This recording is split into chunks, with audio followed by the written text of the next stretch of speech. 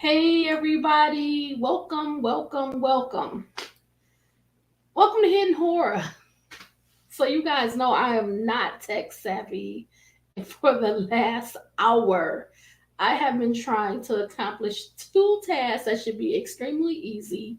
One is I was making sure that my sound quality is better.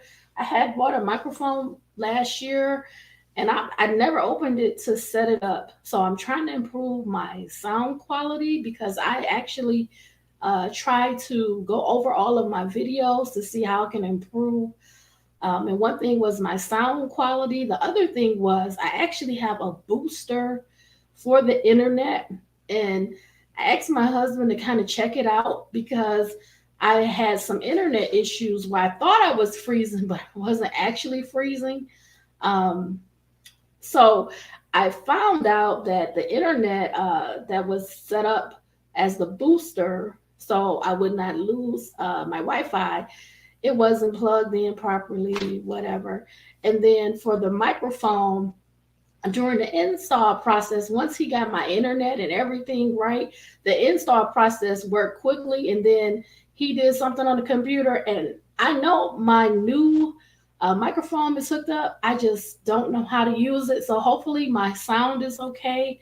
I will check back. If this is not improved over the next couple of videos, I'll just remove it and try something else for the sound. The other thing was I wanted to do an intro video, and I have all these ideas. So I am going to do something that would be more for my genre, something that's related to like a kidnapping or voyeurism or something that's not too dark, but dark. For my intro, I did like a little intro, and I think I can play it here. You guys can let me know what you think. But I don't know how to add it. So I did the little intro just practicing, but I don't know how to add it to the intro, the beginning of my videos. So I just practiced this one myself. This won't be um, my intro, but check it out. Let me see. Hey, everybody. Welcome to Hidden Horror. Thank you for spending this time with me. I appreciate that. Let's get started.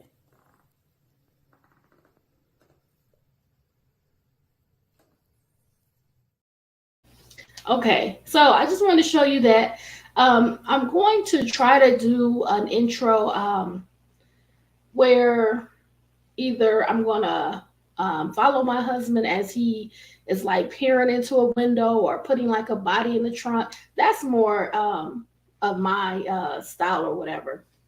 So I'll eventually do it. I just want to try it out. So I've been trying these things, trying to figure these things out for over an hour. But I'm here. I'm here to give you an update on James Crumbley. So you already know that James Crumbley is the father of Ethan Crumbley. He was the mass shooter from Michigan. He went and did a mass shooting at Oxford High School where he killed four of his fellow students and injured seven others. James Crumbley is Ethan Crumbley's father. Now, James Crumbley is married to Jennifer Crumbley. So, this family of the Crumbleys, Ethan the son, James the father, and Jennifer the mother, they're all involved with charges for this mass shooting. James and Jennifer both were charged with 4 counts of involuntary manslaughter.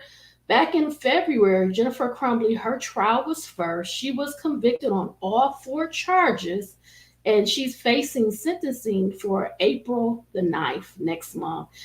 Ethan Crumbley, he pled guilty.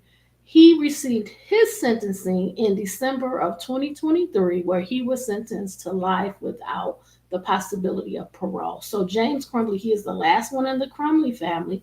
He's facing 4 involuntary manslaughter charges also.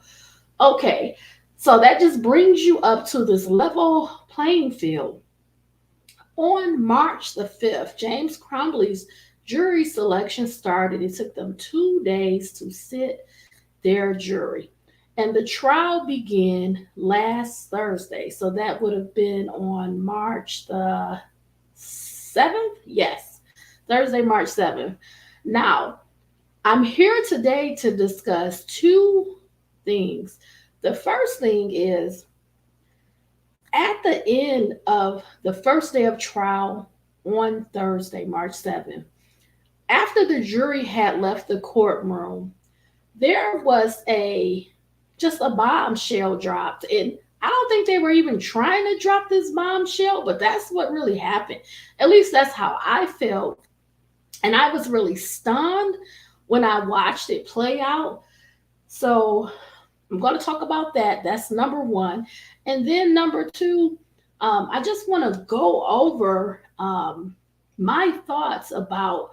I feel that James Crumbley, he's coming across really unaware. I don't want to say he's naive, but he is. I don't think he's intentionally trying to diminish his responsibility in this. I really feel like there is a power dynamic within the Crumbley's marriage with Jennifer and James. I believe that Jennifer, she took the lead in the marriage, in the relationship, in making the decisions. And from things that I know and court testimony and things that were reported in the news, articles I've read, I'm really getting a picture that James and Jennifer, they didn't have a similar relationship with Ethan Crumbley.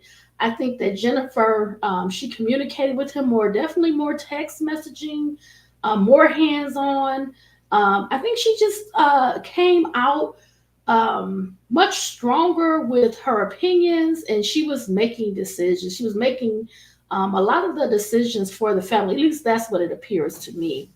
So I want to kind of talk about that because it plays in this framework that James Crumbley, he doesn't appear to be fully aware of Ethan Crumbley and all of the things that was going on with him. Now, that could be if they were communicating and sharing everything, or it could be some of the things that was going on in James' life at the time. I think that he had some things going on, and I can talk about that too. So that's what this video is about. So I first want to tackle this idea that there was something going on, and when I watched it play out in court, the prosecutor, he was not detailing what that thing was. And the reason being is, so the jury was already out of the courtroom. You still had the prosecution and the defense, and this was something that was brought up to the judge outside of the jury. And I think the judge wanted a stipulated order and maybe a order of agreement between both the prosecution and defense, and sealing it so the public would not have any knowledge of what happened. But that's not how things played out. I'm going to play the video because I think it's like very, very important to be transparent. But there was something else going on, and the prosecutor, he would not divulge it, but the media and the news, they're taking that next step. So as I watched it play out, and I've shared these videos on the Hidden Horror Facebook page, so you can watch them. You can, let me know what you think if you watch them. But the prosecution, they wanted to address what they were describing as, on a regular daily basis, when James Crumbley was using his jailhouse telephone privileges, that he was doing a behavior every day. These are not my words. This is what the prosecution is alleging. And they're getting that, I'm assuming, from listening to those calls. So those calls, when an inmate makes them, when they're in custody, they're recorded. So you don't have any privacy, you don't have any privilege. They can listen to those calls, they can intercept those calls, they can use those calls, that information obtained in the calls later. And that's kind of like what was happening. They were very vague about what was happening in those calls, but it rose to the level where the prosecution wanted to restrict his access to those options like the jail phone, the jail telephone that he would have access to, and also some messaging. So I'm not quite sure. I didn't take the step that the media did and say, well, these were threats that were being made on a daily basis, but the media has said that. But that was not the exact wording in court. When it was brought up by the prosecution, James Crumbley's attorney kind of talked to him about it, and initially, none of it really would have come forward if they had just agreed to stipulate that James Crumbley going forward would have some restrictions. And the restrictions were he would not have access to phone calls outside of his attorney or with clergy, legitimate clergy. And he said this abrupt, kind of defiant no. And it took me aback a little bit because there's something that's on the calls or the messaging that has rise to the level where now the prosecution is bringing this up.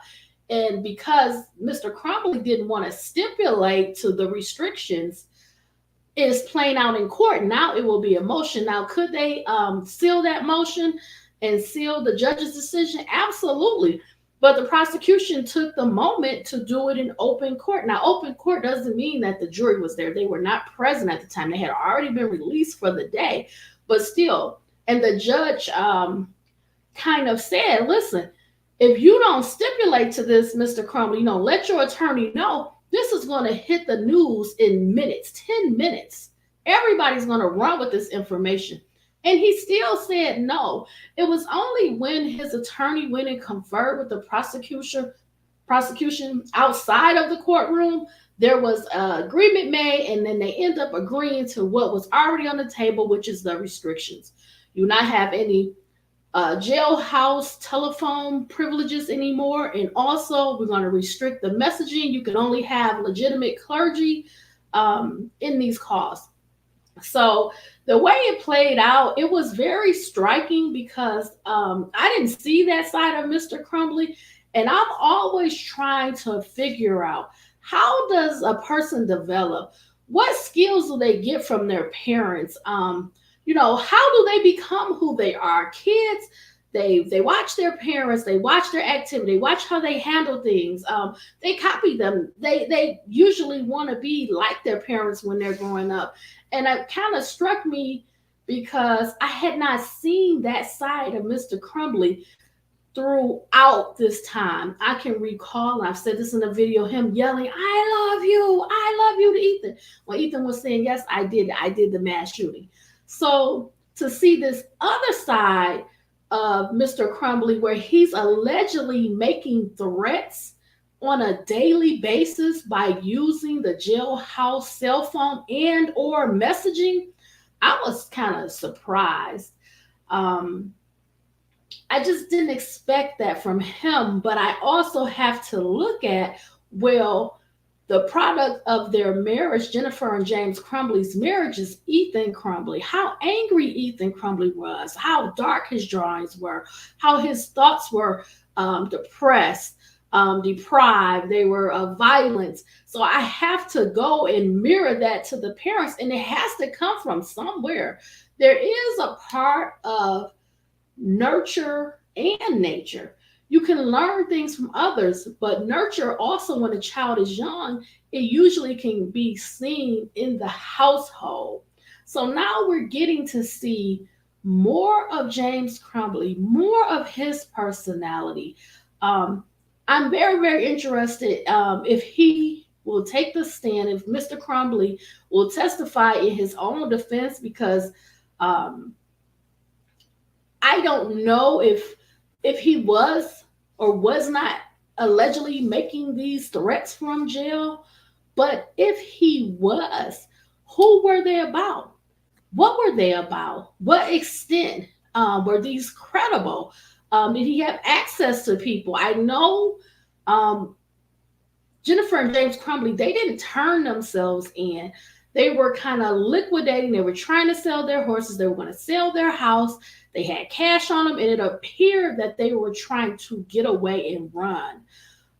They were hiding out, allegedly, to get away. So this is showing us more of the mindset of James Crumbley. What is he capable of? What is his thoughts? What kind of access does he have? If there were threats, who were they for? What were they about? It really plays into, if he was making threats, him not getting phone calls and messages, that is just a part of it. That's until the trial ends. They did stipulate that to that in the end. However, what's going to happen with those threats? Who were the threats about? Does he have the ability to do that while he's in custody, right? So let's talk about it. And then we're going to get to the second part, which is James Crumbley said that his son, Ethan Crumbley, he was a perfect kid, that he didn't see any signs, that the only thing he saw was that Ethan Crumbley, his grades were up and down.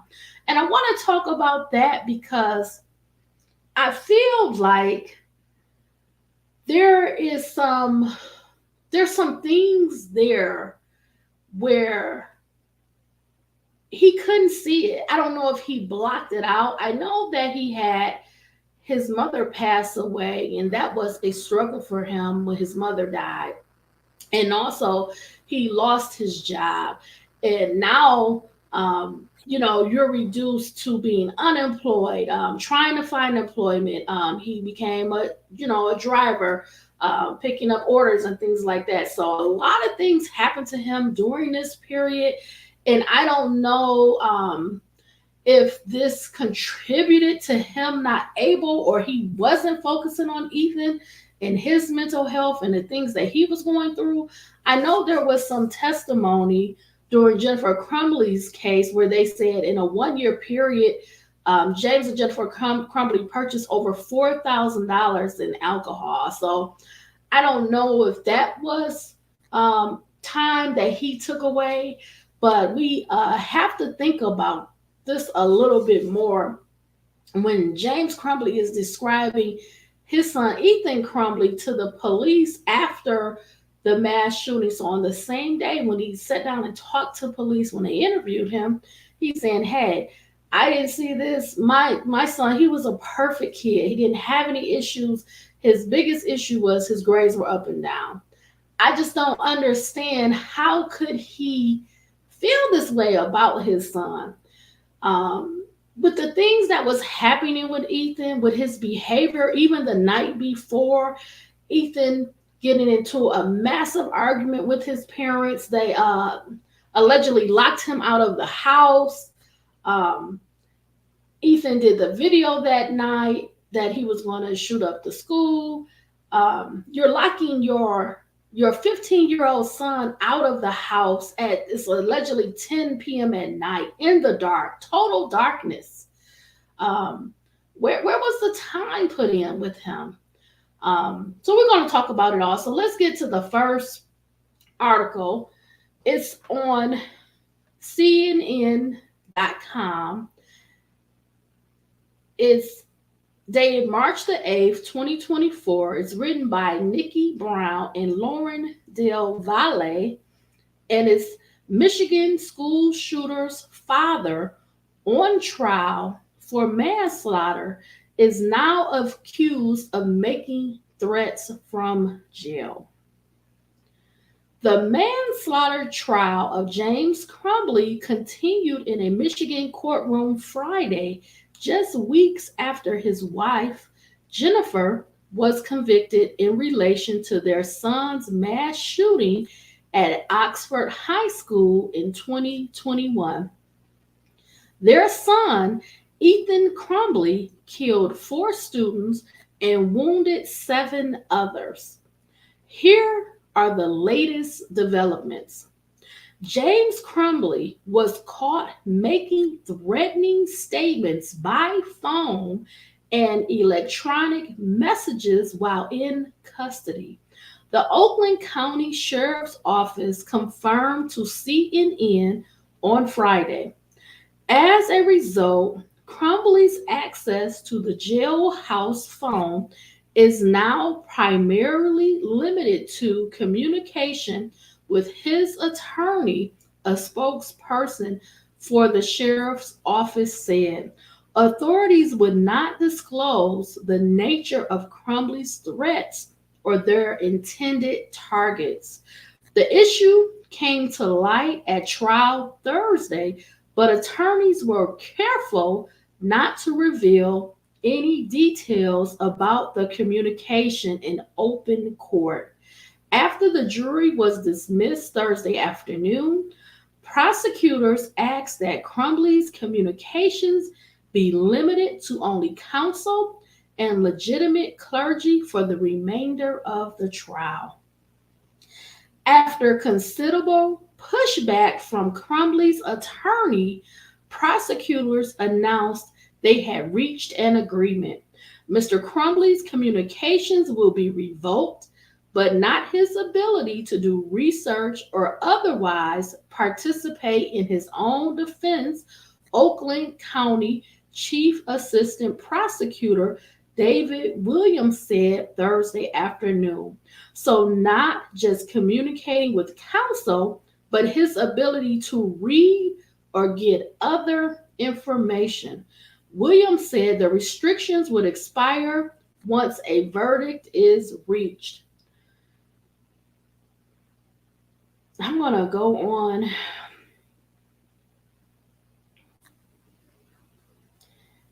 I'm going to pause it here because it's going to go into a different area. And I'm fine with continuing to read that, but I want to show you that video. So I'm going to try to share for the first time. If it does not work, first, this is my first time, so I'm going to try to share it. If it doesn't work, I'll just show you on my iPad like I normally do. But I am trying to embrace learning how to do different things. I'm just not totally savvy yet. Okay, so let's try. I have it ready. So I'm going to try to share my screen so you can see the video. We're going to watch about 10 minutes because I want your reaction. I want your opinion. I want you to tell me what you think, because when I heard Mr. Crumbley, he said no. It was a very defiant no. And it let me see there is another side to Mr. Crumbley that I haven't seen before, and I'm interested to know more about. So I'm going to share my screen now.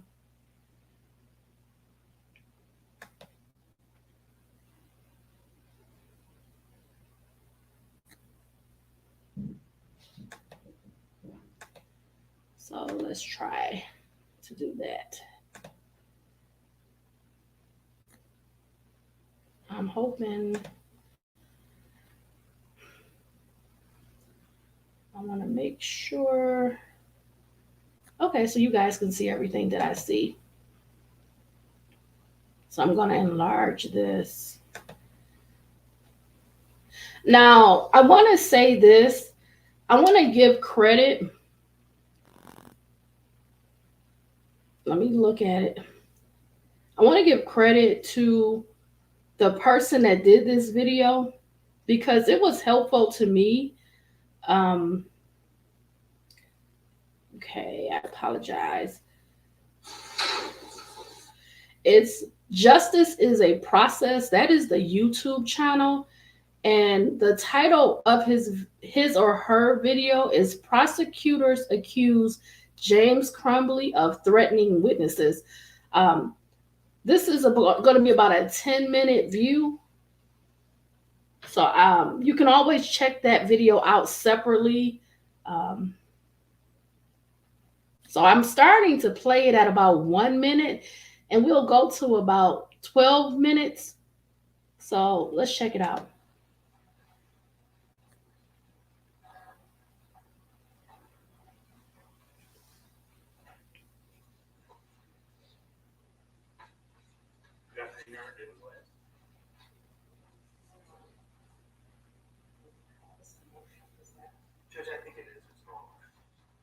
Before we get started, I'm just going to place my objection on the record that this is being handled.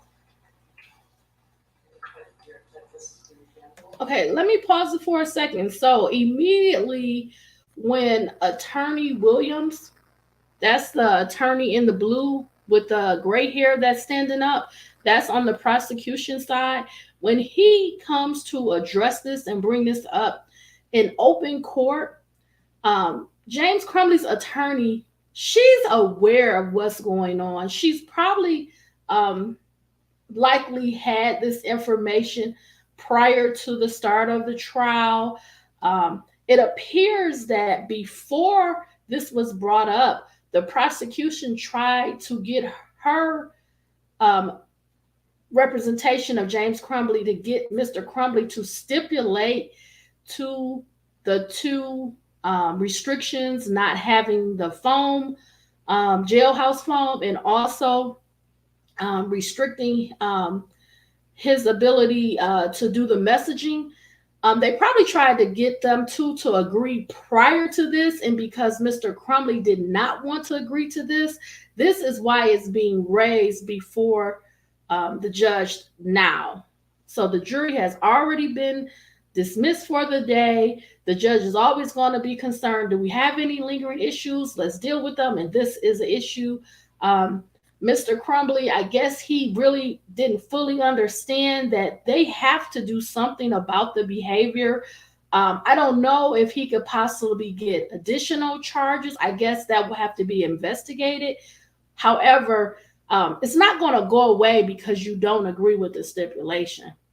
They're going to have to address it because he can't continually have access if he is doing this behavior or doing something wrong. They're going to restrict it because really those jailhouse calls, that's a privilege. It's a privilege that they can, I believe, take away. So let's continue. I just wanted to say that his attorney, she is probably not blindsided. This was just something that Mr. Crumbley did not agree to, and now it's coming up for the judge to decide.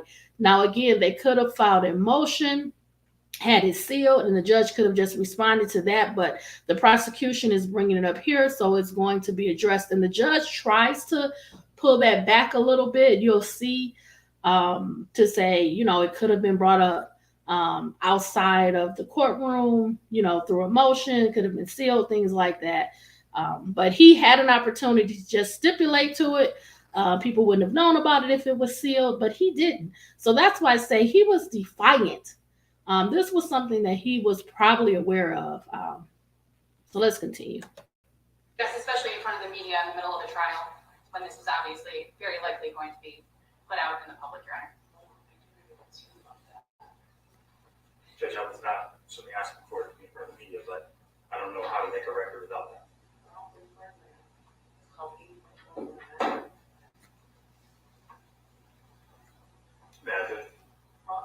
I guess I'm wondering if there's any kind of stipulation that could be agreed to.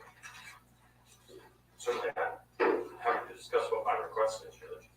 Well, I'm listening to we should be able to have a discussion with the prosecutor's office. I can't, I have to hold public court. Correct, Your Honor. I do not want to impact your client or your case in any way by doing so, so I'm kind of waiving the rights of the parties, so. I would be more than happy to speak with the prosecutor's office about this. Just be very brief. Let me pause it for a second. So I'm gonna bet that Mr. Crumbley's attorney, she doesn't want this on the record, for one, in the way that is happening, not behind the closed doors where now the media is going to get wind of this, but also she knows that something is going to happen. Something has to be done with the behavior. It's not like, okay, you made a mistake, now we're moving on. If this is allegedly threats, they have to do something about that. Like I said, are the threats credible? Who's the target? What was in the threats? Is it just anger? Oh, I'm upset and they're railroading me, for example. That's not really a threat. So a threat is going to be something more specific about a specific person. Um, and if he was allegedly doing this on a daily basis, they have to address that behavior. Okay, I'm going to continue.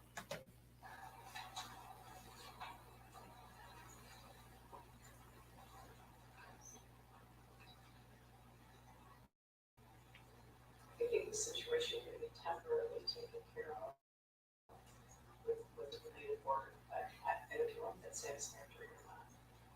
I really want to impact the rights of the parties during jury trial.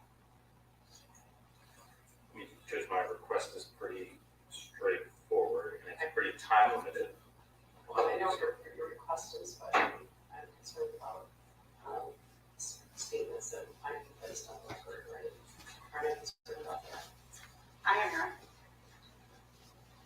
Judge, I think it's appropriate for the record, and obviously the jury's not present, that's why they're not here. But I understand what the court's raising. I'm not. All right.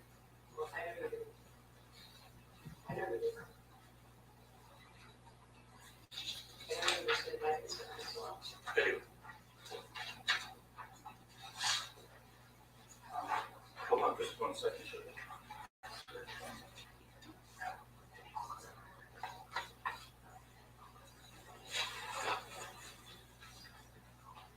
I'm asking if there's another method during the duration of the trial, which is next week or so. That's exactly it, Judge. Okay, so I'm asking you defense counsel. I provided a draft order, Judge. There was a draft order provided, Your Honor. It is not time specific. It appears to be kind of a blanket So, time period. Judge, I would set this for a motion second, Thursday, third. Judge, Your Honor. in fact, Judge, I think we'd be willing to have the order expire by its own terms upon approval. Talking about during the pendency of the trial. I'm not shaking his head.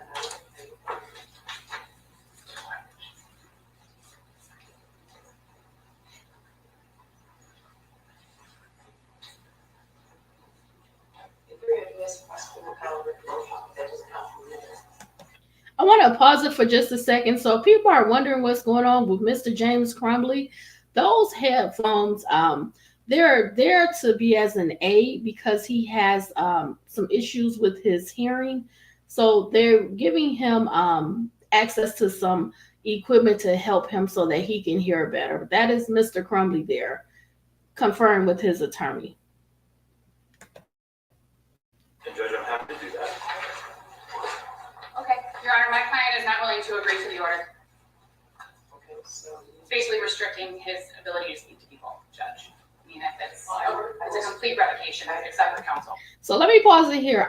I'm noticing his body language, his hands moving forward, his frustration in his face. It's kind of shocking because if the allegations are true and they have multiple times where allegedly Mr. Crumbley is making threats, it's kind of surprising that he's not aware that this is definitely the result of his own behavior, if this is true.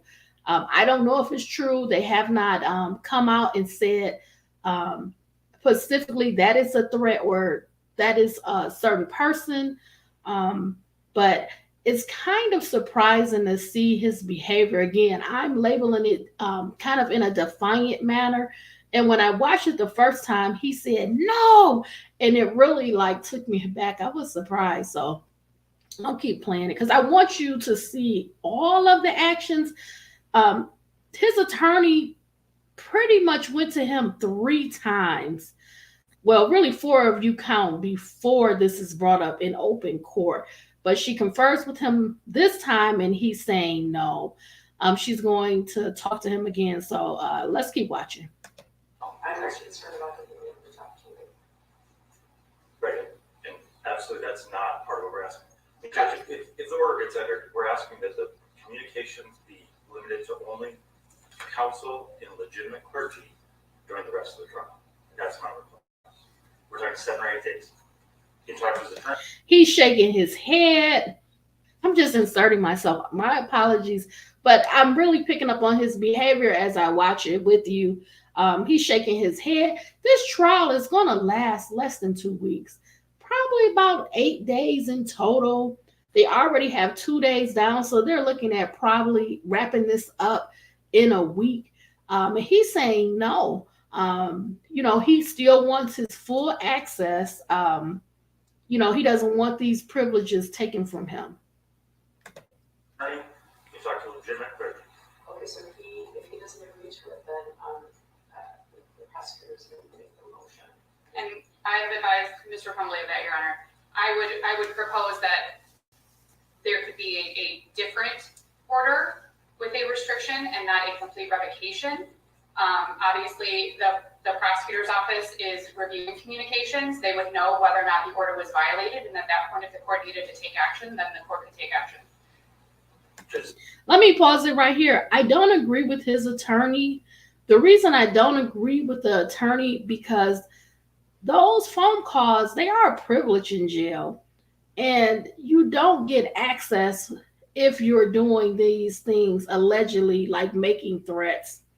Specifically, if you're already in jail and because they have notices on the phones, and I'm sure, common knowledge, when you make these calls or receive the calls, they're stating on the call that the calls are recorded, they're reviewed. This is really something that's been going on for a long time in jails and prisons. So again, there's nothing really to refute. And I don't know if they're going to bring other charges due to this behavior or not. But it's really shocking that he's not fully understanding how they got to this point and accepting that they're going to take away this privilege.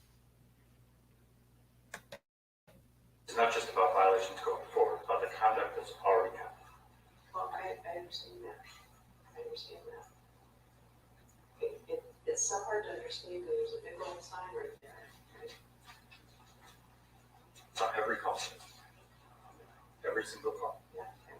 Judge, if there's not an agreement, I'd like to just make my motion. It's fairly brief, Judge. You hear what Attorney Williams said? Assistant Prosecutor Williams, he said, it's on every call. Every call.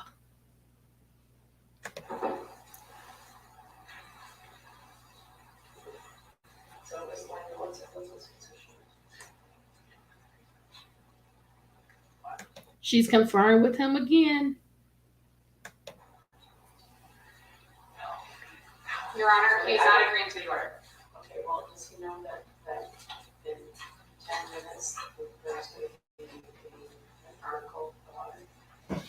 We want to attack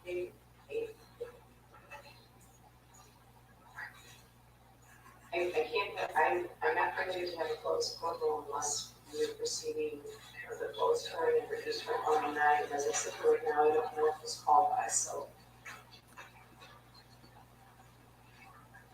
The judge is extremely patient.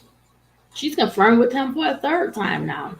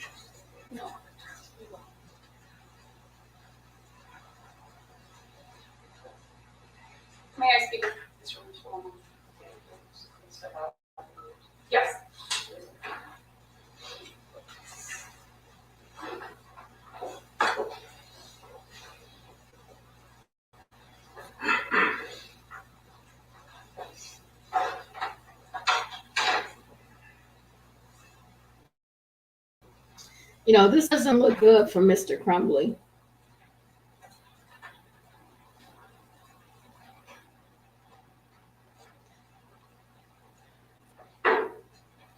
This may help mold and change opinions about him.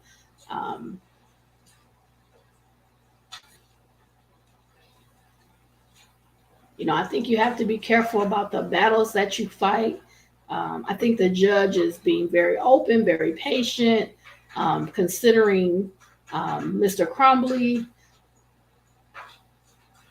And I don't think you want to, change that. You just have to be careful about the battles that you fight in court. This really could have been agreed to upon stipulation, sealing it, and it would have been something that happened seamlessly behind the scenes, and now it's out.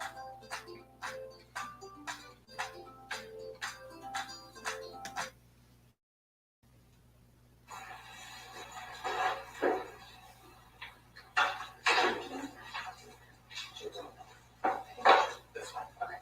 Don't need to- Yeah. Judge, I think we reached a resolution. Judge, I think I can just briefly make a record. This is obviously, the order is going to become public. The agreement is going to be that Mr. Crumbley's communications will be revoked, but not his ability to do research or otherwise participate in his own defense. So not just communicating with counsel, but his ability to read or get other information. Okay. Simply communication. And So- that's gonna be a stipulated order between you and this thing, Correct. all right? And did you say that order would expire upon the next? Yes, Judge. And, Okay. perhaps it should go without saying. Okay, so I think you guys, you get the idea. Oh.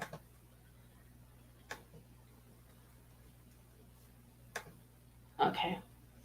So you get the idea of what I was trying to describe, which is this is something that Mr. Crumbley could have stipulated to prior to this. So it would not have even come up in court. It could have happened seamlessly without any public knowledge. I don't think he understands the process, but let's continue on with the article from CNN because we're going to move and shift to my second point, which is the idea that James Crumbley, he's saying that his son, at the time of the mass shooting, the day of the mass shooting, that he was a perfect kid.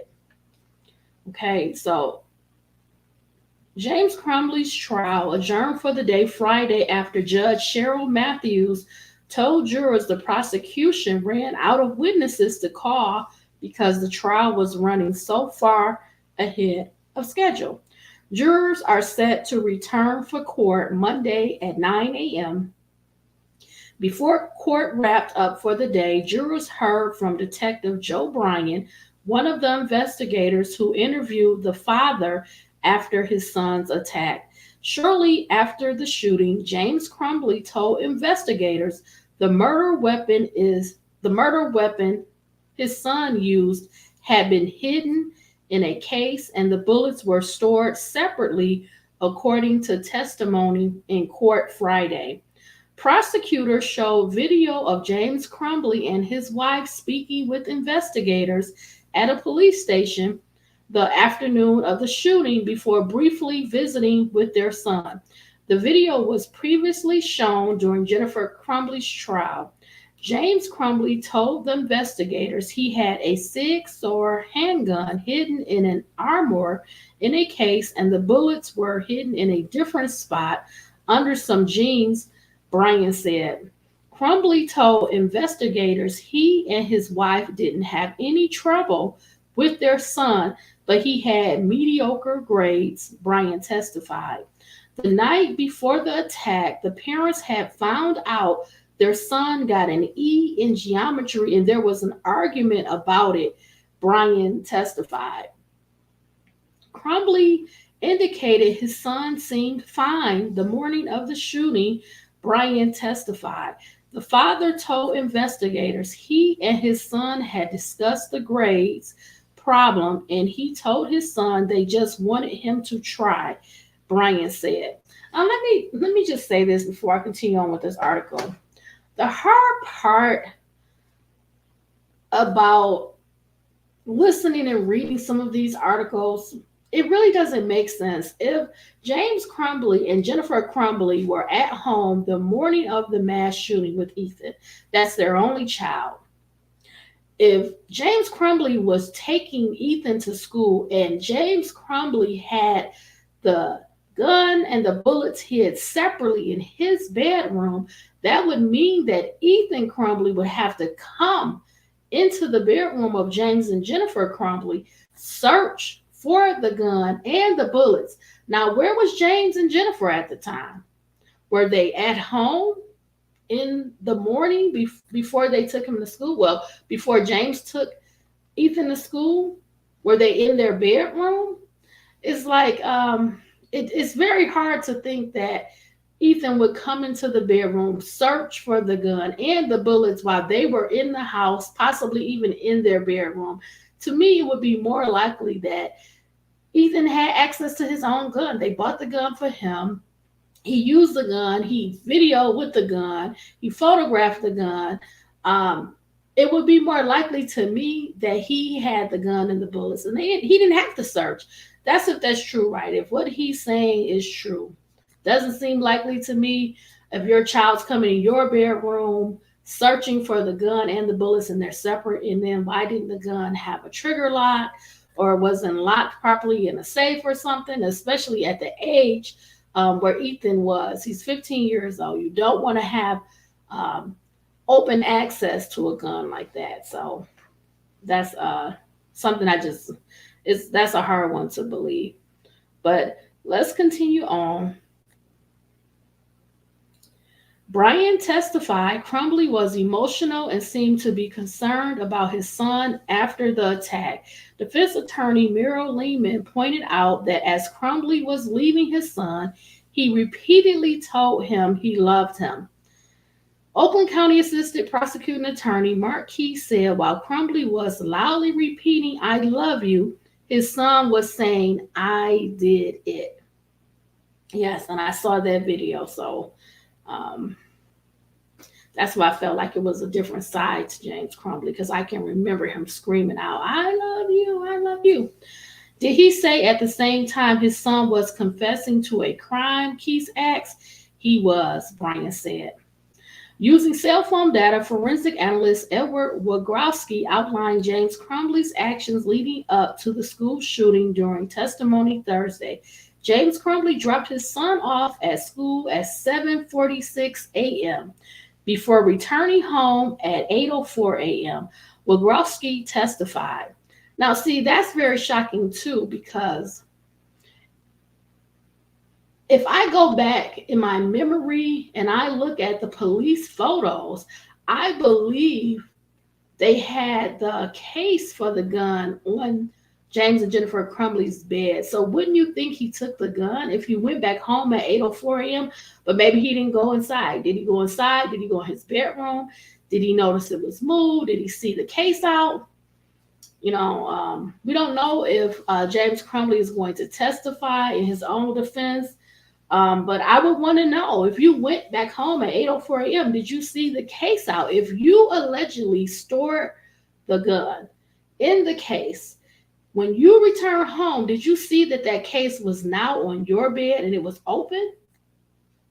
Because in those police photos, I can recall that a case was on the bed open. Now, I can't necessarily recall the bullets, okay?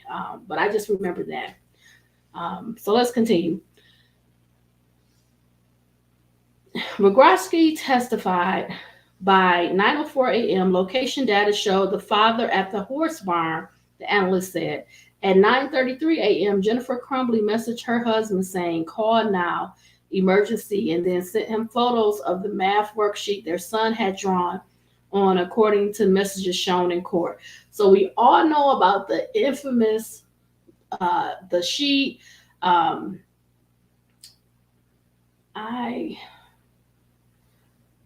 me see if I can show you real quick.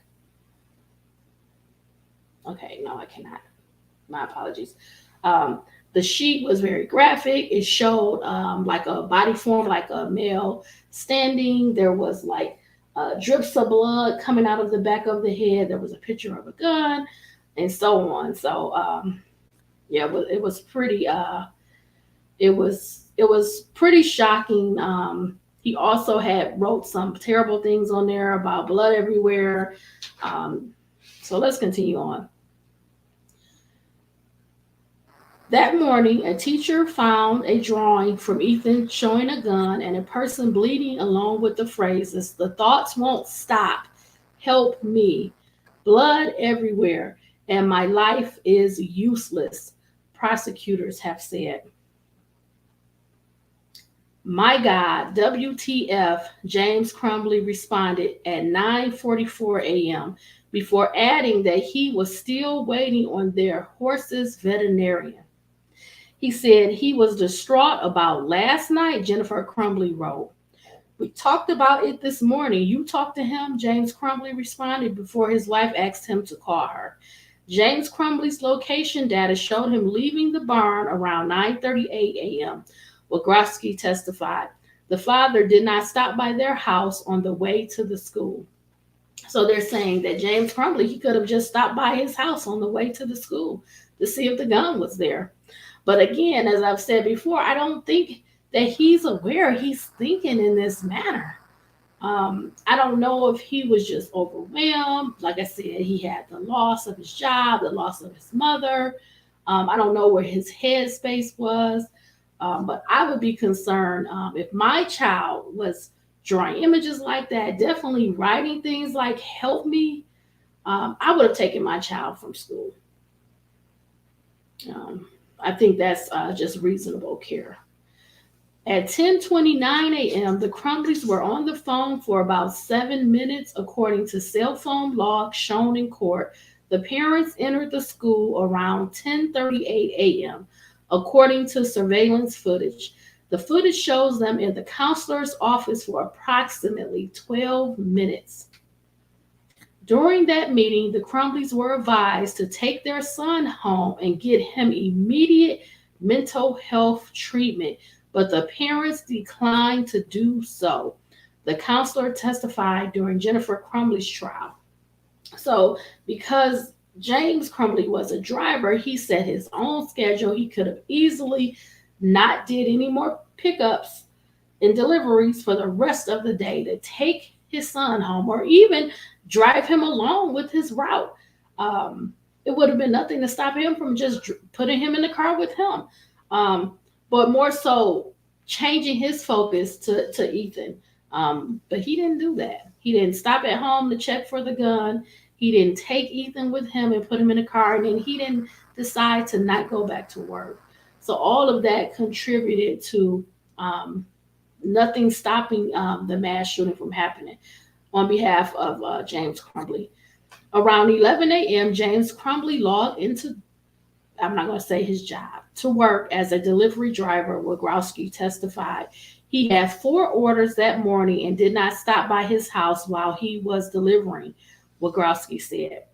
At 1:09 p.m., the school sent out an email saying active emergency at OHS. Cell phone records show James Crumbley then called his son at 1:13 p.m. and again at 1:17 p.m. So probably just being stunned and let me call and check on my son, see what's going on. Is he okay? James Crumbley then called his wife and headed home at 1:17 p.m., Wagrowski testified. So I'm guessing he probably thought then, from seeing that picture, the drawing, did he take the gun? Let me go and check. They had a 57-second phone call before she left her workplace at 1:18 p.m. A minute later, they spoke on the phone again for about 10 minutes, Wagrowski said. By 1:20 p.m., James Crumbley was at home, according to his location data. Wagrowski testified that the father was on the phone with his wife when she texted her then boss. The gun is gone, and so are the bullets. Can you imagine that? The gun is gone, and so are the bullets. So that means that James, when he got home, he looked. Did he see that case on that bed? Or where was the case? But the gun is gone, and so are the bullets. Ooh, there was a 3-minute phone call between the Crumbleys at 1:30 p.m. before James Crumbley called 911 at 1:34 p.m. Wogroski testified. I have a missing gun, and my son is at the school. And we had to go meet with the counselor this morning because of something that he wrote on a math paper. James Crumbley said in the 911 call, which was played in court. James and Jennifer Crumbley were both at the sheriff's substation at 1:58 p.m. and then back home at 2:30 p.m., Wogroski testified. During his testimony, Wogroski also outlined Ethan Crumbley's text conversations with a friend and the sudden end to those texts in the months before the shooting. In more than 20,000 texts exchanged between January and October 2021, Ethan detailed concerns for his own mental health and sent at least one video showing him handling a loaded gun. The investigator said during that same time period, Ethan exchanged less than 1,000 texts with other people combined, Wogroski said. In early April of 2021, Ethan texted the friend to say he was hearing people talking to him and seeing someone in the distance, according to the messages. I actually asked my dad to take me to the doctor yesterday, but he just gave me some pills and told me to suck it up, Ethan said in the messages. Like it's at the point that I am asking to go to the doctor. My mom laughed when I told her. In her trial, Jennifer Crumbley denied that she laughed and said she didn't think her son had ever asked to see a doctor. The video of Ethan handling a gun was sent in August 2021, Wogroski said. My dad left it out, so I thought, why not? LOL, he wrote shortly after midnight, according to messages shown in court. Both of his parents' locations were at home around that time, Wogroski testified. Ethan saying he left it out. I have access. I have unlimited access. And I'm online. I'm taking this video. I'm sharing it. He's sending this message at midnight. Why is he not asleep? I know he was suffering from insomnia. He wasn't getting enough rest. Hey, take the phone away. He needs rest. You shouldn't be up doing this at midnight.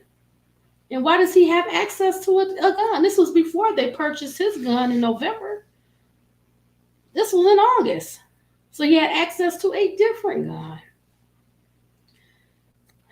Then on October 30th, James Crumbley messaged a friend's father saying Ethan had been trying to get a hold of him for a few days, according to messages shown in court. Unfortunately, the friend is in a bad place with the OCD, unable to go to school most of this week, the friend's father responded. We are taking him out to Wisconsin tomorrow to put him in residential treatment. He will be gone for 60 to 90 days. In November, after the friend left, there were only 48 total text messages on the shooter's phone, which included a combined 6 to his parents and several to an app appearing to help with schoolwork, Wygotsky said. He did not communicate with hardly anybody at all, he said. Ooh.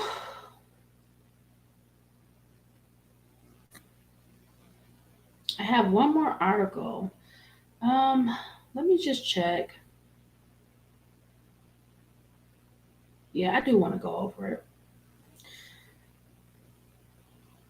I want to play a video from testimony. So I have to share my screen again. I want you to see this because it goes in line with some of what the article says. So let me just.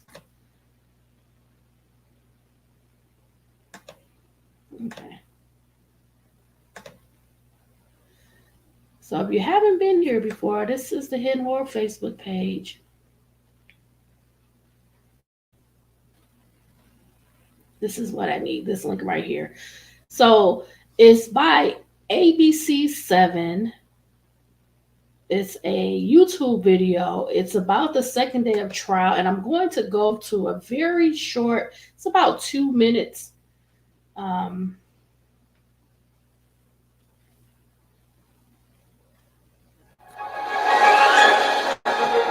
Well, I guess I can play this one.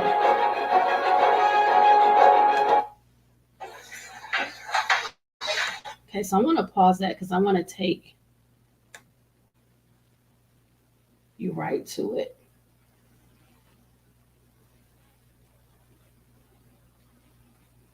Okay, we're going to start here. And then we'll listen to about 2 minutes. Because I want you to hear the words and the text exchange. Because I think it's important to hear the mindset of Ethan Crumbley.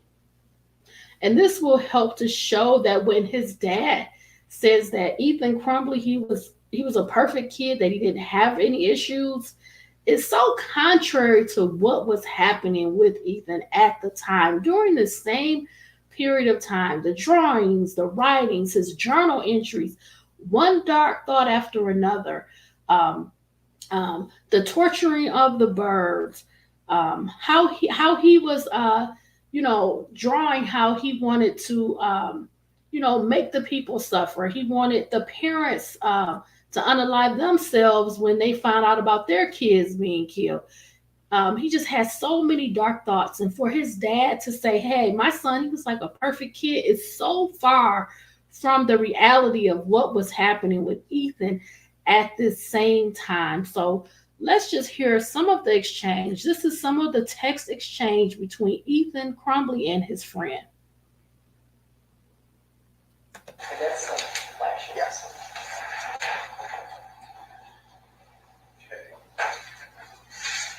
Okay, Judge.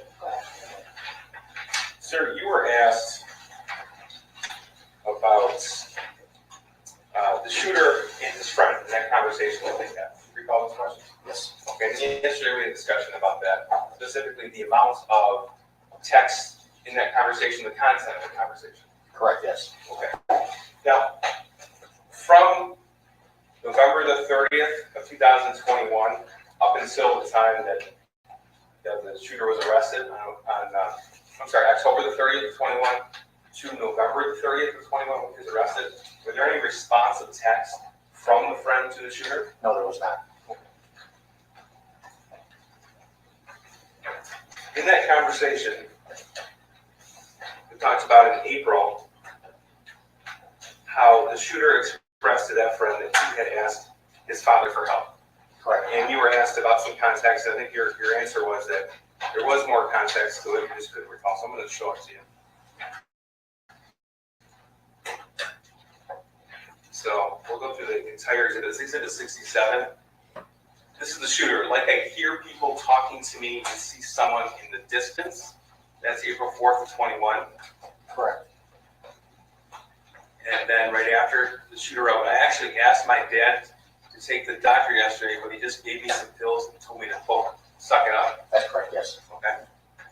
And then like it's at the point that I'm asking to go to the doctor. And then my mom laughed when I told her. That's correct. Okay, the next text is April 5th, just after midnight, but I'm having bad insomnia. RN, what does RN mean? Right now. No, okay, right now. I'm paranoid. I need help. I was thinking I'm calling 911 so I can go to the hospital. That's correct. Then you wrote, but then my parents would be really pissed. That's April 5th, 21 at 12:12 in the morning. That's correct. I'm going to ask my parents who the doctors tomorrow or Tuesday again. That's April 5th, 21, 12:38 a.m. Correct. Then but this time I'm going to tell them about voices. April 5th, 21 at 12:38 a.m. And then the last text is like I am mentally and physically dying. Okay, so I just want to hold it here for just a second. I really believe leading up to these mass shootings, there is always a moment leading up to the mass shootings where you can see the behavior. You can see it. I feel in Ethan Crumbley's case, there were so many instances. Him being left home alone, him sending the messages, reaching out to his friend, him only having one friend, his dog passing away, his grandmother, his paternal grandmother passing away, his grades suffering, the fact that he was spending a lot of energy in this dark place, writing these journal entries, all of violent thoughts, of anger, him writing that he needed help. He said that he basically was going to shoot up the high school because he didn't have any help for his mental health. He said that he asked his mom for help and she laughed in his face. He said that he talked to his dad and he gave him pills and told him to suck it up. He went to school. He looked up bullets at school. He had the writings and the drawing at school of violence, help me, blood everywhere, a gun. I just feel like in Ethan Crumbley's case, there were so many instances that he reached out. He was like a sounding alarm. He did it in his writings. He did it in his journal entries. He did it on his schoolwork. He said it to his parents. He told it to his friend. I just feel like we have to look at the signs. When Ethan Crumbley's dad, James Crumbley, is saying, my son was a perfect kid, but all of the other bells sounding off, alarms everywhere, they're being overlooked. They're not seeing it as warning signs that at any moment it could have triggered this response to do the mass shooting, because nobody paid attention, nobody intervened, nobody really took that time out to see Ethan. And we can take this as a precautionary tale. These are signs. He's writing, I have paranoia. I am seeing people that aren't there. I'm hearing voices. I'm mentally and physically dying. This is a dark place. This is like trying to pull him out of depression. There was nobody there. His mom wasn't there. His dad wasn't there. And I don't think the school fully knew what was going on in the home. And it's really sad because I just see so many signs. And when I read things like, hey, my son was a perfect kid. The only issue he had was his grades. What about his mental health? What about his declining mental health, his depression that he was in, this dark place, these dark thoughts, watching violent videos, wanting to even have a gun? At this point, with this mindset, he had no business having a gun, having access to a gun, having that even around him. because mentally he's not capable of taking on those type of responsibilities. You know, you have to do what's best for your child, not what's easiest. And ignoring it to the point where he's saying he's going to call 911. He's more afraid that his parents will be angry that he called 911, because really these are homicidal, suicidal, very depressing thoughts. He's saying, I need help. I'm suffering from paranoia, delusional visions. I'm hearing voices. My mental health is declining. He's saying, I'm dying. And there was no one, nobody could see it. No one ever paid attention to this student, this person. He's alone. He doesn't have any friends. He doesn't have anybody to talk to, nobody to pull him out of this dark place. And it seems that with all of these warnings, even in the school drawing this picture, nobody did anything about it. Nobody did anything about it. I'm going to back it up just to play it one more time because it's so disturbing to me.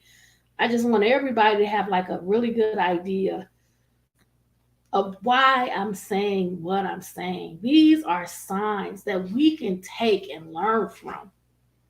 Okay, and yesterday we had a discussion about that, specifically the amount of text in that conversation, the content of the conversation. Correct, yes. Okay.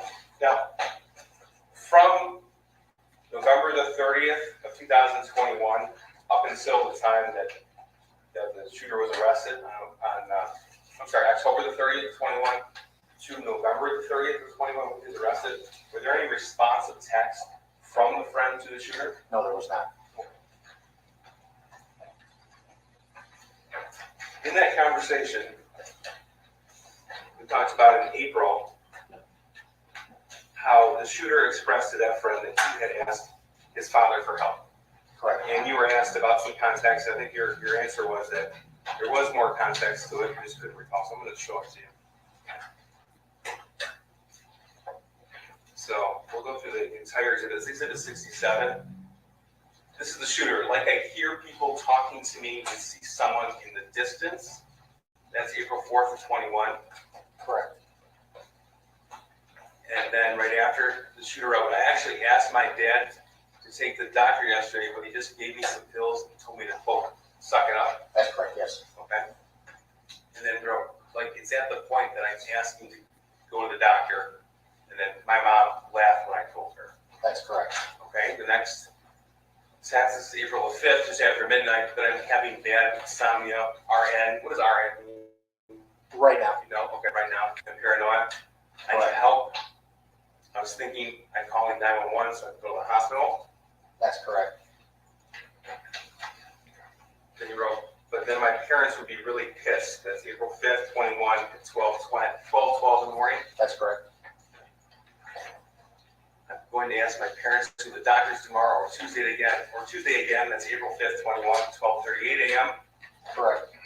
But this time I'm going to tell them about voices. April 5th, 21 at 12:38 a.m.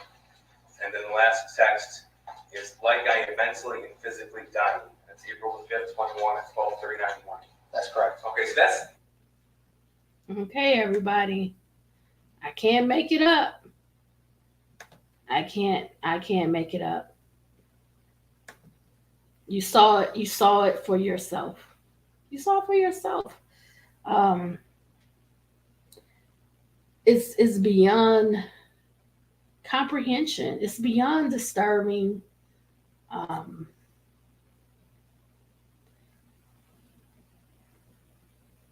We have to respond appropriately in areas where we're deeming this to be an emergency type situation. He, as a 15-year-old, is coming to grips that he's feeling distressed. He said he felt emotionally and physically like he was dying. He's saying he wants to call 911, but he had more fear of his parents being angry because they weren't willing to seek any help for him. They weren't willing to take him to the doctor. His mom laughed in his face. Laughed. His dad told him to suck it up. I almost want to pull up the photo, but I'm going to go to this article. It's in the DetroitNews.com. It's dated March 8th, 2024. It's titled James Crumbley to police officers. James Crumbley to police hours after shooting. Son was perfect kid. It's written by one of our faves from here, Kara Berg. She does a lot of writings for them. I think this is the third one I've read by her. Meeting with police just hours after the Oxford High School shooting in 2021, James Crumbley appeared shocked, calling his son the perfect kid who didn't get in trouble at school other than up and down grades. Surveillance footage shown during Crumbley's trial Friday in Oakland County Circuit Court showed him sobbing after meeting briefly with Ethan Crumbley at the Oxford Sheriff's Substation following the shooting, where the teen admitted he did it and asked his parents to look after his cat. James, 47, and his wife told police that their dog and James's mother had died recently and their son's good friend had just moved away, but the teen was fine the morning of the November 30th, 2021 shooting. I drove him to school and he apologized about last night, referring to an argument the family had about the teen's grades. Crumbley said, I told him, listen, I just want you to try harder in school. Now, what they're not saying is that night before the mass shooting, they had a big argument. There was a big fight, and Ethan Crumbley, he was locked out of the house. That's how he did the 19-minute video. I posted that. It's all sound, Ethan Crumbley talking, but he did 19 minutes in the dark outside of his home. He was locked out. Jennifer Crumbley testified. Jennifer Crumbley's co-worker testified that Jennifer told her that she had locked Ethan Crumbley out of the house the night before the mass shooting, that they got into a big fight. And this fight was mainly that his grades were suffering. These were all red flags, right?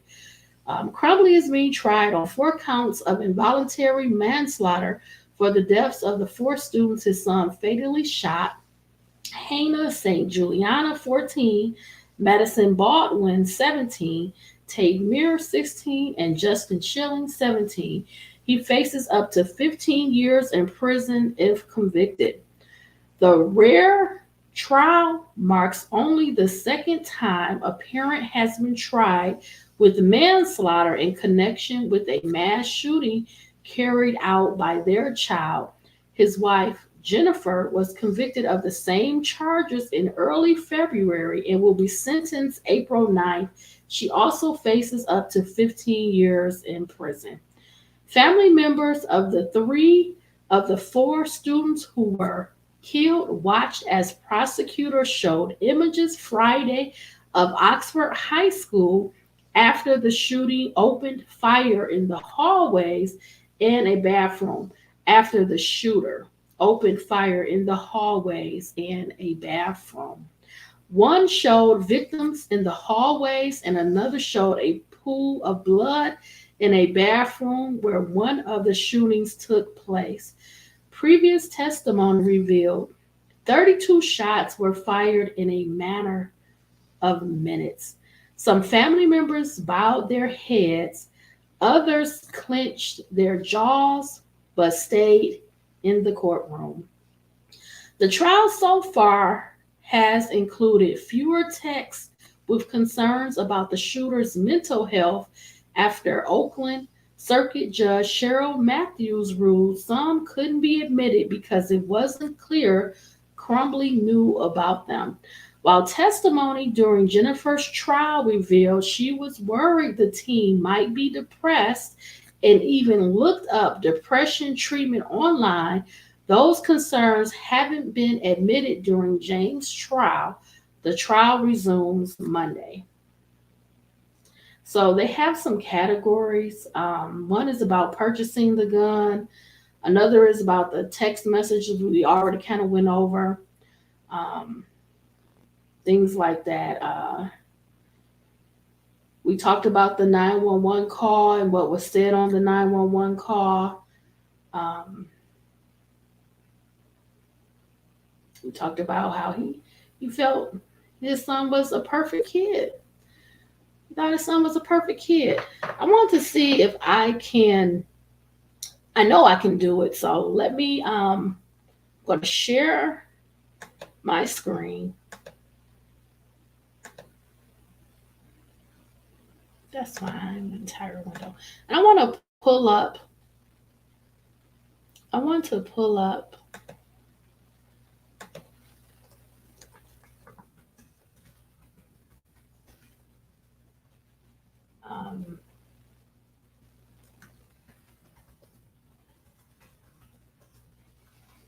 Some of his journal entries.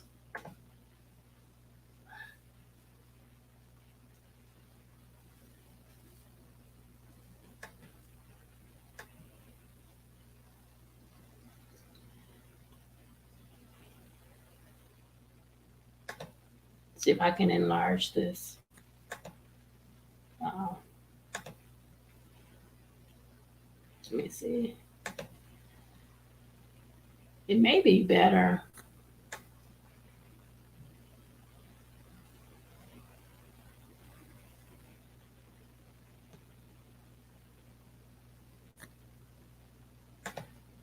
I'm trying to, I don't know how to make it larger. I'm sorry, you guys. Oh, let's see. Well, I can make it larger this way. Okay. So I'm making it larger because trying to see if I can move it over some. I wanted you guys to see.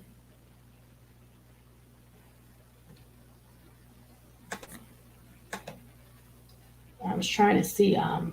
But here it says the thoughts won't stop. Help me. There is blood everywhere. There's a picture. It's very similar to the 6 SAR that he used in the shooting. Okay. You have a figure with blood coming out of their head. Just extremely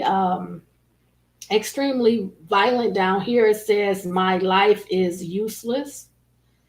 It says, "The world is dead." I think down here, the world is dead. This is the evidence. I didn't mean to click on this, but since it's here, this is evidence from the bathroom. So when Ethan Crumbley planned the shooting, and we know he planned it because he did the 19-minute video telling us everything that he was going to do. You can check out one of my videos, the playlist that's on YouTube, where he's going to talk you through it before he ever does it. But one thing that he said he was going to go in the bathroom and he was going to emerge from the bathroom when the kids were passing. And of course, you have most of the kids traveling from one class to another during the passing time between classes. So he emerged from the bathroom, and these are articles that he left in the bathroom. That was his backpack. He actually changed his clothes to do the mass shooting. And then that is the weapon, the murder weapon there. I wanted to pull up just a few of his journal entries. Again, his journal was very, very dark. Let me see if I can find some basic ones. This one is the one that's very startling to me. He actually drew a female. He has a similar gun behind the back of her head. He says the first victim has to be pretty girl with a future so she can suffer just like me. That was one of his shocking entries.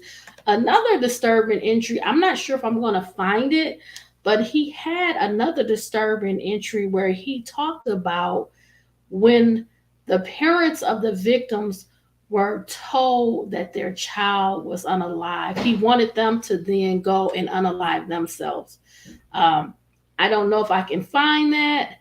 I know I have it on the Facebook page for Hidden Horror, but I'm not going to try to take up any more time. I just want to get to that point where we can see Ethan Crumbley. He had a lot of issues. He was suffering from insomnia. He was suffering from paranoia. He was hearing voices. He was seeing people. He described himself as mentally, and physically dying. And I know that on a day-to-day, a parent might not pick up all the signs that something is wrong because you don't know. You don't know every thought that your child has. But if you pay attention, if you look at behaviors, if you see them struggling in school, that could be something you want to address. If you can see them acting a little sad, that may be something you want to address. If they're experiencing death from a loved one or a pet, that may be something you want to address. If they're in this dark place, drawing these dark images, watching a lot of violent things through their phone or on TV, these are all things to help us so that we don't keep having these mass shootings on a daily basis in the United States. Ethan Crumbley, unfortunately, like many other mass shooters, they had warning signs. They were exhibiting things before the mass shooting. In his case, he did this at school prior to the mass shooting and also in his home life, not just expressing a sadness or anger, very, very diabolical thoughts, feeling very much like he didn't have a reason to live. He didn't have any goals or anything focused. He wasn't involved in activities. He didn't have a sport or a group he was involved in or volunteering. These are all things that can help pull you out of a dark place when you're interacting with other people, when you're with your peers, when you're in a group, where you can have support. You can even have somebody your age that may be struggling too, and you can kind of work through it. Having a friend through text, that's okay too, but people, they also need human interaction, social interaction, and putting a kid in different activities that helps. Get them active, get them out, get them talking, get them moving.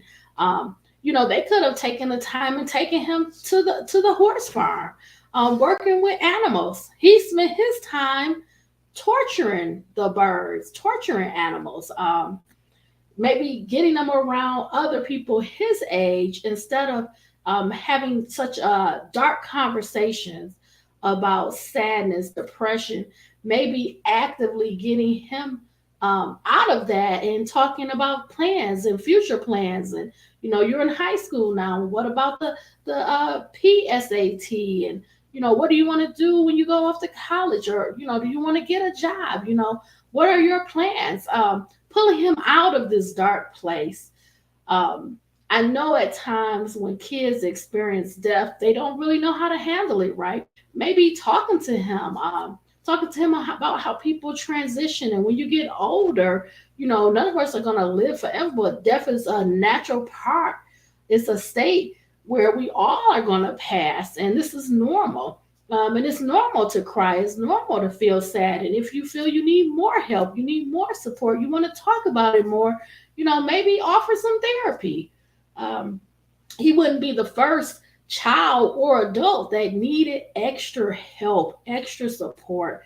It's very, very common. People struggle with death when they're young and when they're older. So I don't think that nothing was really so extreme that he couldn't get support, help, additional time.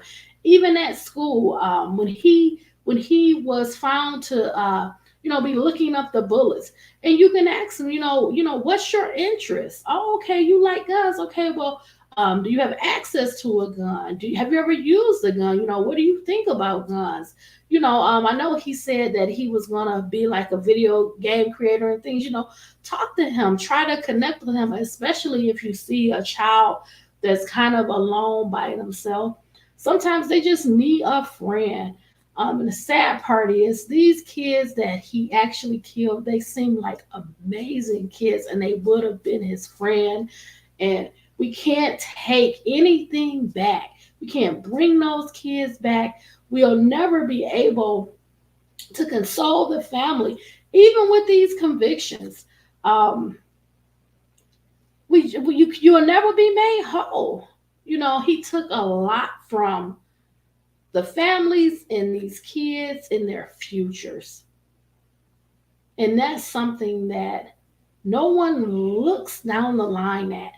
When you think of doing something as a tragedy as this, so heinous, no one casts 10 years, 5 years. Not only you affect yourself, you affect all these other people. These kids, they had goals, they had dreams. If it was just to be a hairdresser, that's still a goal and a dream. You have no right to take that. And I think in James Crumbley's case, he doesn't see it. He doesn't see his inaction, him not providing the ordinary care for Ethan, not even recognizing when something was wrong. There were a lot of things wrong with Ethan Crumbley, starting with his home life, the loneliness that he probably experienced, the depressed state that he probably was in, his dark thoughts, his anger. You can see it in the things that he wrote, his plans, having an enjoyment of torturing the birds. It was just so many things where when he did ask for help, they didn't hear him. They didn't do anything about it. They didn't take him serious. They didn't take his mental state serious. And I think with James Crumbley as being the father and a figure for Ethan Crumbley, and he would emulate him, maybe even look up to him, he didn't reach back. He didn't take that time to guide him. I think dad is the voice. He's the direction. Although I know Jennifer Crumbley may have been very strong iron in the household, making the decisions, he still sees his dad in that house. He's taking him to school. He has time to talk to him, encourage him, inspire him, and be the lead that he can look up to, admire, be like. And it just didn't happen. For him to feel his son was a perfect kid with all of the known issues, I don't get that. I don't understand it. And I think that part of being a parent is being in tune with your kids, taking that time out, definitely talking to them. And it just didn't happen in this case. And the unfortunate part about it all, the kids that were actually killed, they appeared to come from great families that loved them, that took the time out, that poured into them. And they've experienced an extreme loss. The world has experienced an extreme loss because they're not in it. And the world doesn't stop.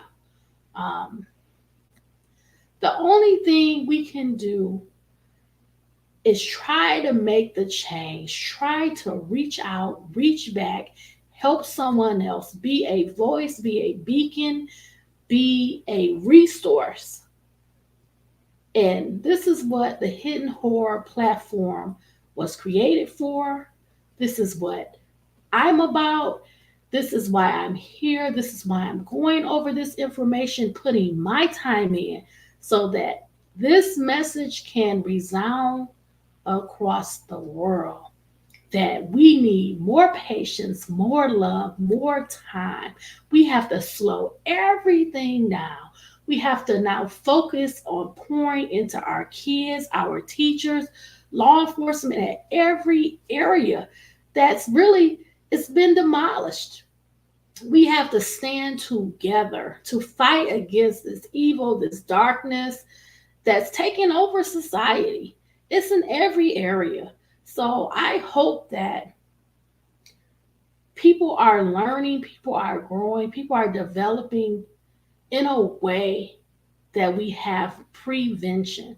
Before something like this happens, we need to get ahead of it for prevention, not just a response. We want to stop this path, this darkness that's invading our every existence. If you go out, if you go to the mall, if you go to a store, if you go to an event, anything where it's a large group, it may be a target. It may be a target for someone that has made this their mission, their goal. And we want to stop that. So that's what Hidden Horror is about. That's my mission. That's my goal. I'm going to keep bringing you this criminal platform, this forensic policing platform where we can work together. We can identify issues. We can find, resolve. We can find ways to deal with conflict in a positive way. Because I believe if one or two things changed, I think we could have prevented this in this instance from happening. And I think that's also why both James and Jennifer Crumbley were charged, because there were a lot of things that if one or two things had changed, this mass shooting on this day in November of 2021 probably would not have happened. Okay, so we have to work together. We are a team. You're working in tandem with teachers. You're working in tandem with law enforcement, administration, to provide the best supportive services and care for the youth. Okay, so thank you so much for spending this time with me. Hidden Horror loves you. I love you. I'm here for you. Please remember, take care, be safe, be savvy, my friends. Have a good night, everybody. Bye.